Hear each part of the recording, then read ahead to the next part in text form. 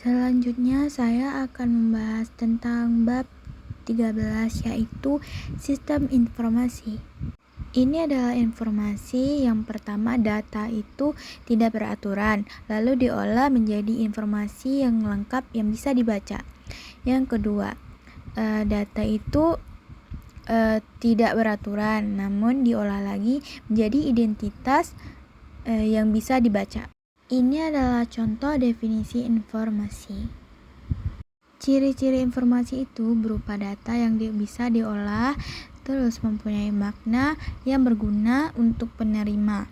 Yang ketiga, menggambar kejadian dan kesatuan yang nyata, dan untuk tujuan tertentu juga.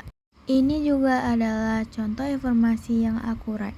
Kualitasnya itu harus berupa tepat waktu, relevan, dan terpercaya. Namun juga harus menjadi siklus informasi yang lengkap. Yang pertama, pengumpulan data, yang kedua input, yang ketiga pengolahan data. Yang keempat ada output, yang kelima ada distribusi, yaitu proses pengolahan data yang dilakukan. Informasi yang dihasilkan harus segera didistribusikan kepada yang memerlukan, karena hasil pengolahan tersebut dapat berupa bahan pertimbangan, pengambil keputusan, atau jadi data. Informasi dalam manajemen itu ada beberapa tingkatan. Yang pertama, manajemen tingkat atas. Dia tuh tugasnya harus mempertanggungjawabkan pengelolaan organisasi keseluruhan. Informasi yang dibutuhkan juga ringkasan dari seluruh transaksi yang terjadi pada periode tertentu. Dalam tingkatan manajemen organisasi, yang pertama manajemen penengah, yaitu bertanggung jawab untuk pengelolaan organisasi berdasarkan departementasi atau fungsi tersebut tertentu. Yang kedua, membuat rencana dari sasaran operasional jangka menengah, menyusun prosedur, dan melakukan pengendalian. Data yang dibutuhkan juga harus operasionalisasi organisasi. Tingkatan manajemen dalam organisasi, yaitu manajemen lini pertama atau bawah. Tugasnya bertanggung jawab untuk pelaksanaan rencana dan sasaran.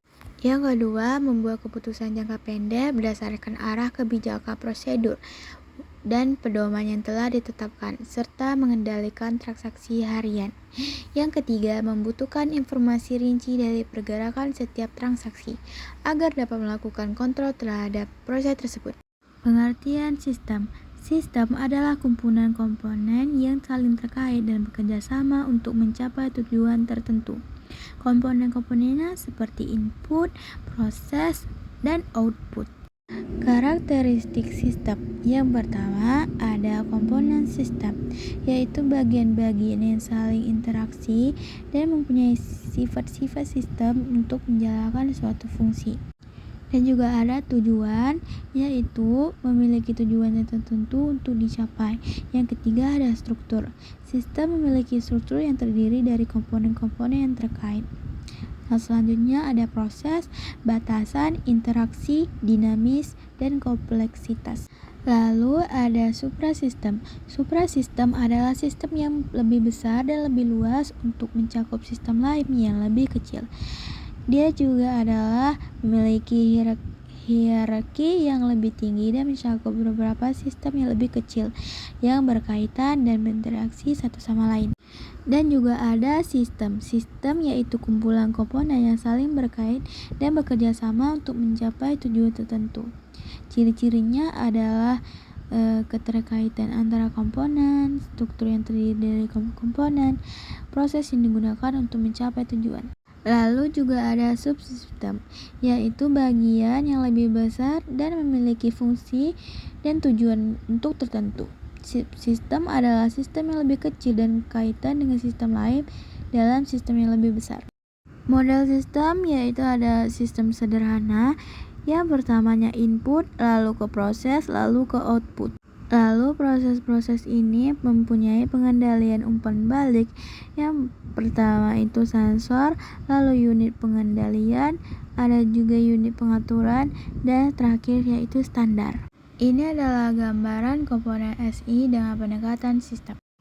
Apa itu SIM? SIM adalah Kartu kecil yang digunakan dalam ponsel untuk mengidentifikasi pelanggan dan menyimpan informasi tentang akun dan jaringan yang digunakan.